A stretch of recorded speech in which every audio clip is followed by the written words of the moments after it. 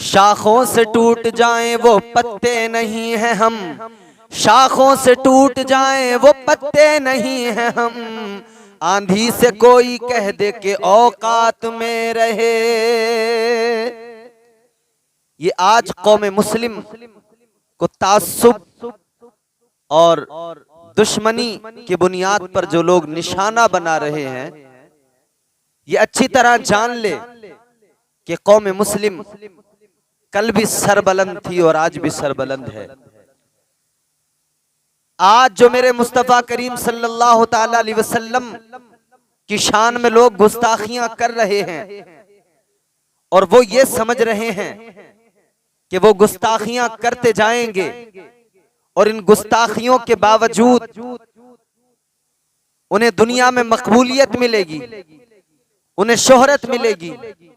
याद रहे, आज तक तारीख गवाह है, जिसने भी नामूसे रिसालत पर उंगली उठाई है, मुस्तफ़ा की इज्जत, मुस्तफ़ा की हुर्मत पर जिसने भी भौंकने की कोशिश की है, अल्लाह ने उसे दुनिया में भी जलील किया है और आखिरत का अजाब तो उस पर यकीनी है। मगर याद रहे, हमने वो मंजर भी देखे हैं, तारीख गवाह है।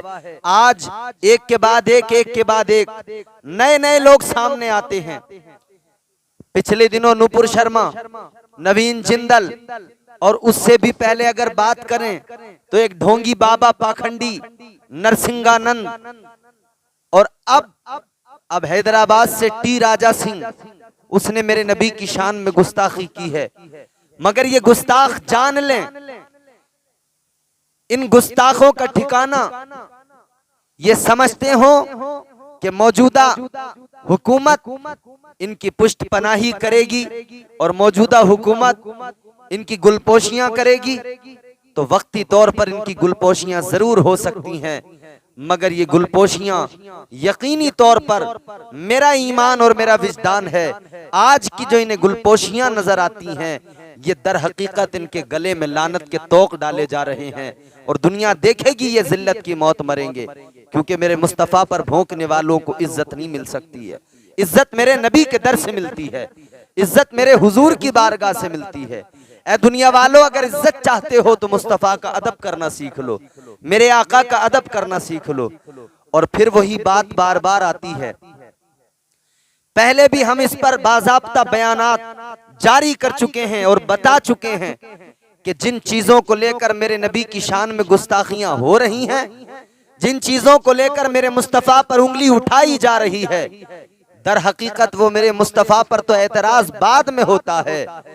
वो पहले आपके ही जो महापुरुष हैं, आपके ही मजहबी पेशवाओं पर पहले उंगली उठती है। और हम पहले भी बता चुके हैं, टी राजा सिंह ने भी वही बात की, नवीन जिंदल ने वही बात की, और वही बात यति नरसिंहानंद ने की, वही बात नुपुर शर्मा ने की। सबका एतराज एक, मगर क्या अक्ल के अंधे लोग हैं, अक्लें गारत हो गई, बार बार जवाब दिया जा रहा है मगर समझ में नहीं आता। कहते कम उम्र की जनाब आयशा सिद्दीका से मेरे हुजूर ने शादी की। अगर सिर्फ ये तुम्हारा एतराज है तो हम पहले भी बता चुके हैं कि ये एतराज सिर्फ मेरे मुस्तफ़ा पर नहीं, मुस्तफ़ा पर बाद में ये एतराज राम जी पर पहले जाता है।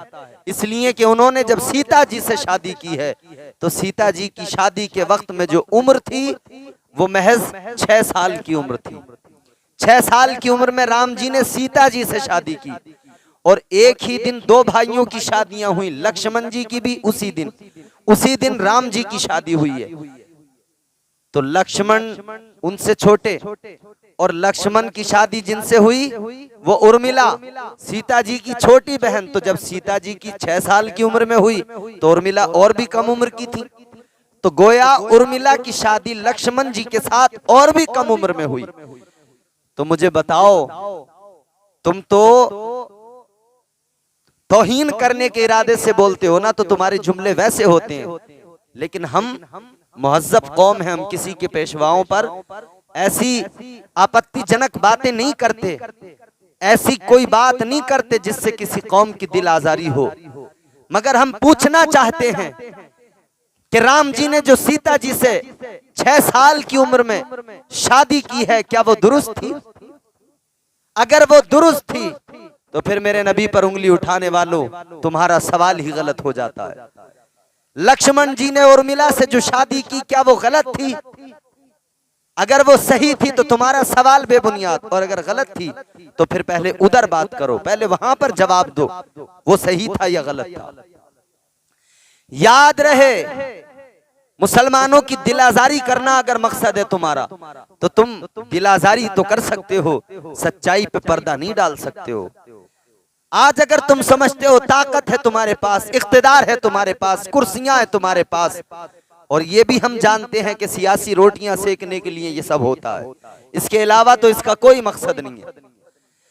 मगर इतना याद रखना, सियासी रोटियां तो तुम सेक सकते हो, तुम कुर्सियां तो जरूर बचा सकते हो, मगर दुनिया में भी जलील हो जाओगे और आखिरत में भी तुम्हें जहन्नम का अजाब है। तो मेरे मुस्तफा पर उंगली न उठाओ, और मुसलमान जान दे देगा नबी की अजमत पर। हम तो अलल ऐलान कहते हैं, वो कोई और होगा अपना जो ईमान दे देगा, वो कोई और होगा अपना जो ईमान दे देगा, नबी का चाहने वाला नबी पर जान दे देगा।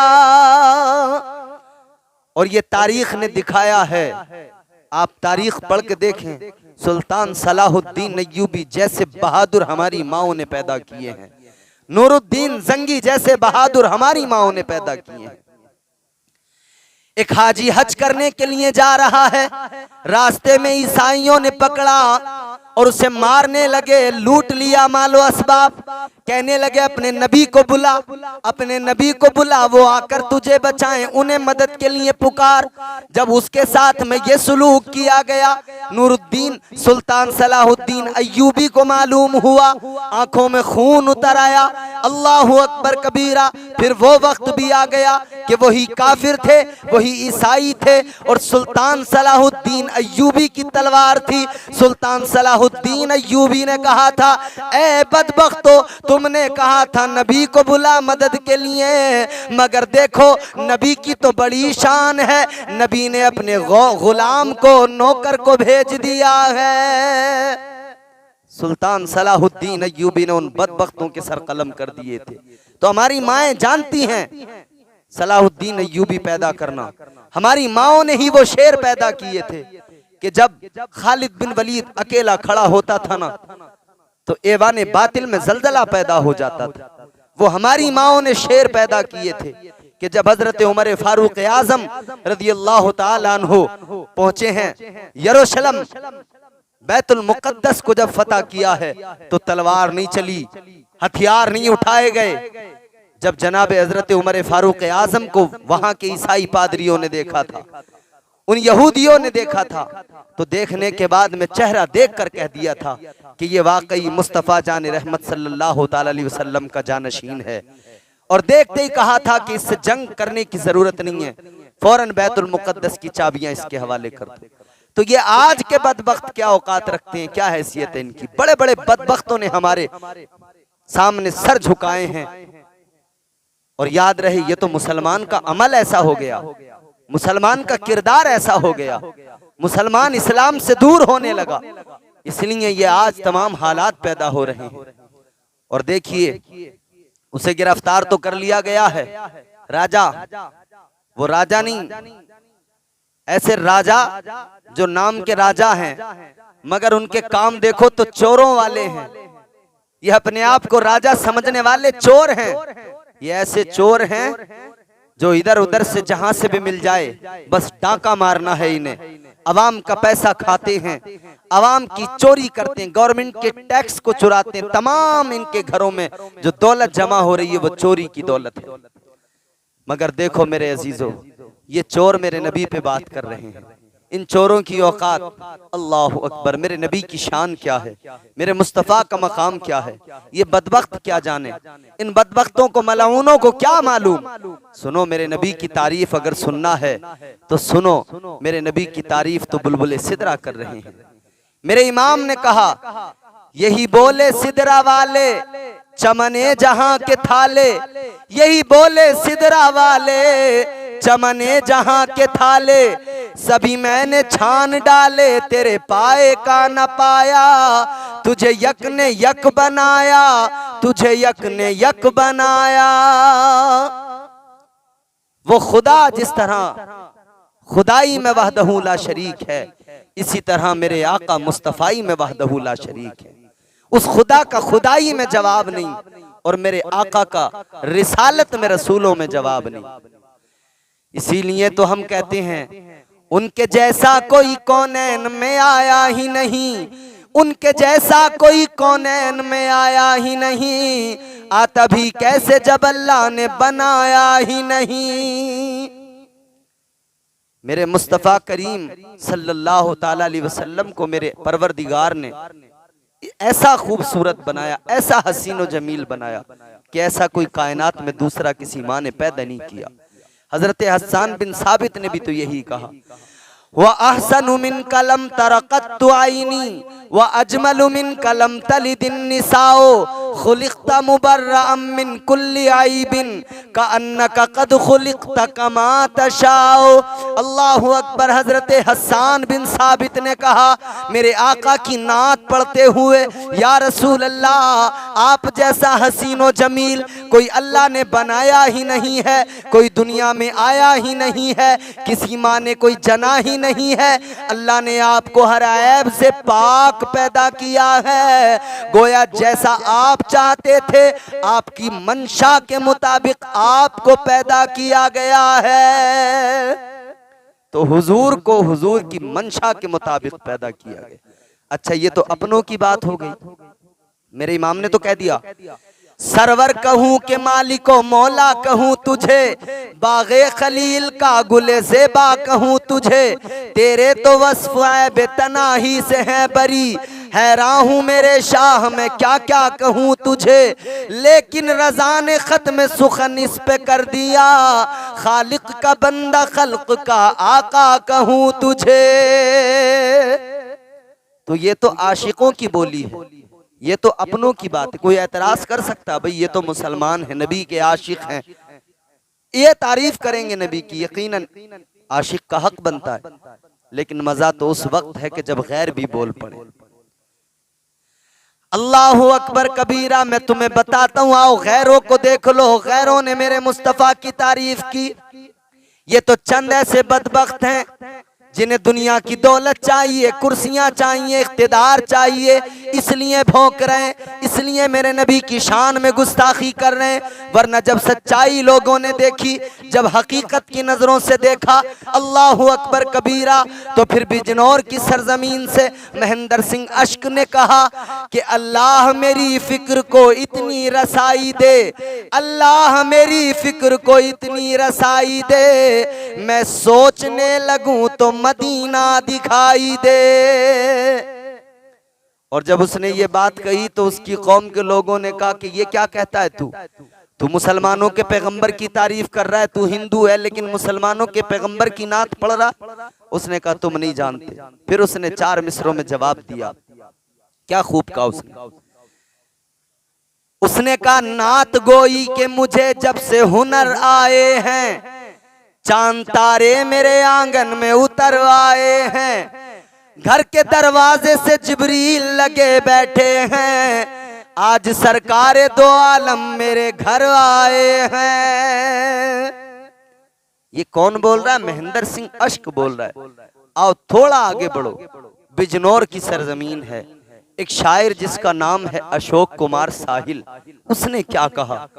वो अशोक कुमार साहिल कहता है, जिक्रे रसूल जब से है मेरी जबान पर, जिक्रे रसूल जब से है मेरी जबान पर, रहमत बरस रही है मेरे खानदान पर।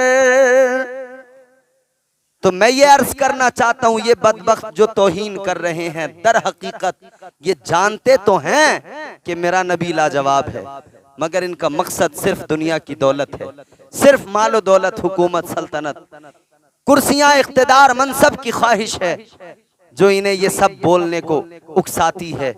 मगर ये लोग भी जानते हैं कि मेरा पैगंबर, मेरा नबी, नबियों का इमाम लाजवाब है। इन लोगों को भी मालूम है, ये भी बाखबर हैं कि मेरे मुस्तफ़ा लाजवाब है। और ये वो एक दिल्लू राम कौसरी जो एक शख्स था, जिंदगी भर बुत परस्ती, जिंदगी भर इसी में गुजार दी उसने सारी उम्र। मगर मेरे अजीजों गौर करो, फिर एक वक्त वो आया था, वो नबी की नाते पढ़ता था। किसी ने उससे कहा था, दिल्लू राम तू मुसलमानों के पैगंबर की तारीफ करता है, तू काफिर है, तू गैर मुस्लिम है, मगर मुसलमानों के पैगंबर की शान में कलाम करता है, बात करता है, उनकी नाते पढ़ता है। वो कहने लगा तुम नहीं जानते, वो वाकई लाजवाब है। अल्लाहु अकबर कबीरा। मेरे अजीजों गौर करो, वो वक्त भी उसकी जिंदगी में आया जब अपने बिस्तर पे पड़ा है, बिस्तरे मर्ग पे पड़ा है, तबीयत अलील है, सारे घर वाले करीब में बैठे हैं, रो रहे हैं, आंसू बहा रहे हैं। जिंदगी के इख्तिताम पर उसकी जिंदगी है, अब इख्तिताम होने वाला है जिंदगी का।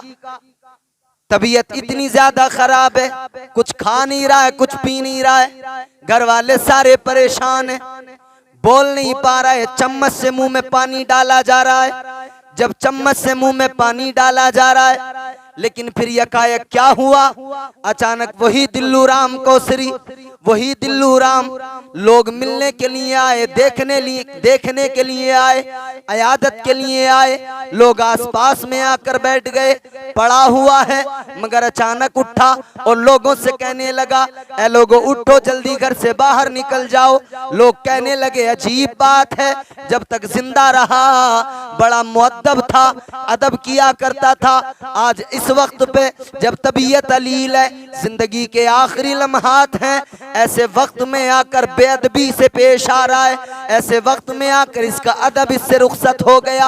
अल्लाहु अकबर कबीरा। इसने कहा जो भी समझो निकल जाओ। लोग निकल गए, ये खड़ा हो गया। इससे किसी ने मालूम किया क्या बात है, क्यों निकाल रहा है सबको, क्यों खड़ा हो गया, पड़ा हुआ था खड़ा हो गया, क्या बात है। कहने लगा लोगों तुम्हें पता नहीं है, इसलिए सबको निकाल रहा हूं। मैंने जिंदगी भर जिसकी नातें पढ़ी हैं, वो अल्लाह का महबूब मेरे घर में जलवागर हो गया है। कहता है रसूल कायनात फख्र मौजूदात इमामुल अंबिया मेरे घर में तशरीफ ला चुके हैं। हुजूर तशरीफ लाए, हुजूर दस्ते शफकत रखा। कहने लगा या रसूल अल्लाह, मैं गैर मुस्लिम हूं, मैं काफिर हूं, आका क्या मेरी बख्शिश हो सकती है, क्या मेरे गुनाह मुआफ हो सकते हैं, जो मैंने शिर्क किया है, कुफ्र किया है। अल्लाह के नबी ने फरमाया तूने हमारी नाते पढ़ी हैं, हम तुझे यूं ही तो नहीं छोड़ सकते ना, तूने हमारी तारीफ की है, अब तुझे हम यूं ही तो नहीं छोड़ सकते, अब मंजिल पे पहुंचाना हमारा काम है। अल्लाहु अकबर कबीरा। मेरे आका नबी अकरम सल्लल्लाहु ताला अलैहि वसल्लम ने उस आखिरी वक्त में दिल्लू राम कौसरी को कलमा पढ़ाया, मेरे आका ने मुसलमान किया। मेरे मुस्तफ़ा ने फरमाया तेरा नाम दिल्लू राम है, अब कौसरी भी नाम के साथ लगाना। अब उसका नाम दिल्लू राम कौसरी हो गया। मेरे मुस्तफ़ा ने कलमा पढ़ा दिया। वो इंसान जो काफिर था, नाते नबी की पढ़ता रहा, सच्चाई को जानकर नबी की तारीफ करता रहा, तो मेरे आका ने आखिर वक्त में कलमा पढ़ा दिया। उसकी दुनिया भी संवर गई, उसकी आखिरत भी संवर गई। तो जिसने भी हकीकत और सच्चाई को जाना और उसे कबूल किया, उसकी दुनिया और आखिरत संवर गई। ये बदबख्त ये भी सच्चाई जानते हैं कि मेरा नबी लाजवाब है, ये जानने के बावजूद भी ये सब कुछ करते हैं, मेरे नबी की बेअदबी करते हैं। तो मैं इन्हें बताना चाहता हूं कि आज दुनिया में तुम चाहे जो कर लो, लेकिन एक दिन मरना जरूर है, याद रखना। और जब मौत आएगी तो कोई बचाने वाला नहीं होगा, न कोई हुकूमत तुम्हें बचा पाएगी, न कोई सल्तनत तुम्हें बचा पाएगी, बड़ी से बड़ी ताकत तुम्हें बचा नहीं पाएगी। कोई दुनिया में ऐसा पैदा नहीं हुआ जो मरने से बचा सके। उस मरने को, मौत के वक्त को याद कर लो, कोई नहीं बचा सकता है, मरना जरूर है। मेरे अजीजों, मैं सारी दुनिया को पैगाम देना चाहता हूँ, ये नबी के गुस्ताख जितने भी हैं, हम इनसे लड़ेंगे। और लड़ाई का मतलब ये नहीं है कि हम इनके साथ में तलवारें उठा के जंग करेंगे, नहीं, हम कानूनी तौर पे अपनी लड़ाई लड़ेंगे। इनके खिलाफ आप जगह जगह पर FIR दर्ज कीजिए, ताकि आप इनके खिलाफ मुकदमे और केस दर्ज करेंगे तो इन पर फिर कहीं ना कहीं हम तो कोशिशें करेंगे, इनके साथ में, फिर कहीं ना कहीं पे तो इन्हें अरेस्ट किया जाएगा, कभी ना कभी तो आएंगे जद में। और राजा सिंह को तो गिरफ्तार कर लिया क्योंकि वहाँ YSR की सरकार है। तो यहाँ पर तो चूंकि दिल्ली में नवीन जिंदल को और नुपुर शर्मा को गिरफ्तार नहीं किया गया था, इसलिए कि लॉ एंड ऑर्डर बीजेपी के हाथ में है ना, गृह मंत्रालय के पास है, केंद्र सरकार के कंट्रोल में है। तो यहाँ नुपुर शर्मा को गिरफ्तार नहीं किया गया था, मगर वहाँ YSR की सरकार है, उसने फौरन इसको गिरफ्तार करवा लिया। तेलंगाना में गुस्ताखी की, हैदराबाद में, वहां पे गिरफ्तार हो गया, पुलिस हिरासत में है। अब मैं ये कहना चाहता हूं, ये सर उठाने वाले, ये बार बार नबी की तौहीन करने वाले, ये जगह जगह पैदा क्यों हो रहे हैं? अब मुसलमानों तुम्हें गौर करना होगा, क्यों इनकी हिम्मतें इतनी बुलंद हो गईं, क्यों इनकी हिम्मतें इतनी ज्यादा हो गईं? उसका एक रीजन ये भी है कि न्यूज चैनल्स पर बैठकर चंद बिकाऊ किस्म के लोग जो अपने आप को मुसलमान तो कहते हैं, बनामे मुस्लिम, वो बिकाऊ लोग जब आकर इस्लाम पर उंगलियां उठाते हैं, जब वो इस्लाम के खिलाफ बकवास करते हैं, तो इन लोगों को लगा कि इस्लाम इतना कमजोर मजहब है कि कोई भी इस पे उंगली उठा सकता है। जब इसके मानने वाले, कलमा पढ़ने वाले, नाम के मुसलमान जब इसके खिलाफ, इस्लाम के खिलाफ बोल सकते हैं, तो फिर इन्हें भी मौका मिल जाता है, फिर ये भी भौंकने लगते हैं। इसीलिए मेरी गुजारिश आपसे सबसे पहले यह है कि बाअमल बन जाओ, नबी के सच्चे आशिक बन जाओ, और जितने भी बिकाऊ किस्म के लोग तुम्हें अपने दरमियान नजर आए, उन बिकाऊ किस्म के लोगों का बायकाट करो। इसने किस लिए किया ये सब कुछ? टी राजा सिंह ने इसलिए किया ना कि एक वो इंसान जो कॉमेडी करता है, कॉमेडी करने वाले के शो को लेकर प्रोटेस्ट किया, तो प्रोटेस्ट करो, तुम्हारा अधिकार है, हक है। हम कब उसकी ताईद में खड़े हुए? तुम अगर कहते हो कि मुनव्वर फारूकी जो एक कॉमेडियन है, तो तुम उसकी मुखालफत करो जितनी करनी है, उसका बायकाट करो जितना करना है, मगर उसको सहारा बनाकर, उसकी आड़ लेकर मेरे मुस्तफा की शान में गुस्ताखी मत करो। मेरे आका की जात पर उंगली न उठाओ, उसको निशाना बनाकर, उसको, उसके कांधे पे बंदूक रख के चलाने वालों बेगैर, तो तुम उसका शो कैंसिल करा देते, मगर तुम्हारे अंदर वो ताकत नहीं थी, इसलिए कि वहां की गवर्नमेंट ने खुद वो शो कराया है, तो वो ताकत तो थी नहीं। तो वो कहते ना, हमारे यहाँ मिसाल है, खिसियानी बिल्ली खंबा नोचती है, तो फिर तुमने भी वही किया है कि खंबा नोचने का काम है। मतलब ये कि उसका शो तो नहीं रोक पाए, तो चलो इनके पैगंबर की शान में गुस्ताखी कर देते हैं, चलो मुसलमानों के खिलाफ भौंक लेते हैं, इलेक्शन में जरा वोट ज्यादा मिल जाएंगे, हिंदू मुस्लिम का माहौल बना देते हैं, इलेक्शन में जरा वोट ज्यादा मिल जाएंगे, कुर्सी बची रहेगी, मनसब हमारा बचा रहेगा। दुनिया में मनसब को बचाने वालों, तुमसे ज्यादा हुकूमतें की हैं लोगों ने। फिरौन वो शख्स है 450 साल तक उसके सर में कभी दर्द नहीं हुआ। नमरूद वो शख्स है, बड़ा ताकतवर था, नमरूद की ताकत देखो, फिरौन की ताकत देखो, शद्दाद को देखो, कारून को देखो, कितना खजाना था, मगर सब के सब अल्लाह के अजाब आए उन पर। कारून जमीन में धंसा दिया अल्लाह ने कारून को, उसकी दौलत के साथ। शद्दाद जन्नत बना के जन्नत में कदम रखना चाहता था, अल्लाह ने फरिश्ते को भेज दिया, मौत का वक्त आ गया, कहने लगा एक बार जन्नत देखने तो दो, सारी जिंदगी की दौलत लगा दी मैंने, सब कुछ लगा के जन्नत बनाई, एक बार देखने तो दो। फरिश्ते ने कहा जब मौत आती है तो कोई मोहलत नहीं मिलती है। अल्लाह ने कुरान में फरमा दिया, इज़ा जाअ अजलुहुम ला यस्तअखिरून साअतन वला यस्तक़दिमून। अल्लाह तबारक व तआला ने कुरान मजीद में फरमा दिया, जब वक्त आ जाता है, जो जिंदगी अल्लाह ने अता की है, जब सांसें पूरी हो जाती हैं, तो फिर एक लम्हा आगे नहीं होता, एक लम्हा पीछे नहीं होता, मुकर्ररा वक्त पर मौत आ जाती है। शद्दाद जन्नत बनाने के बाद में देखना चाहता था, अंदर कदम रखना चाहता था, कहने लगा जरा सी मोहलत दे दो। फरिश्ते ने कहा मोहलत नहीं मिलेगी, वक्त नहीं मिलेगा, अब वक्त पूरा हो गया है। जन्नत में जा न सका, जन्नत को देख न सका, जो बनवाई थी उसे देख न सका, और फरिश्ते ने जाकर रूह कब्ज कर ली, मौत आ गई। वो ताकतवर बादशाह थे, फिरौन कितना ताकतवर था, मगर मौत आई ना उसे भी। अल्लाह ने दरियाए नील में गर्क कर दिया उसे।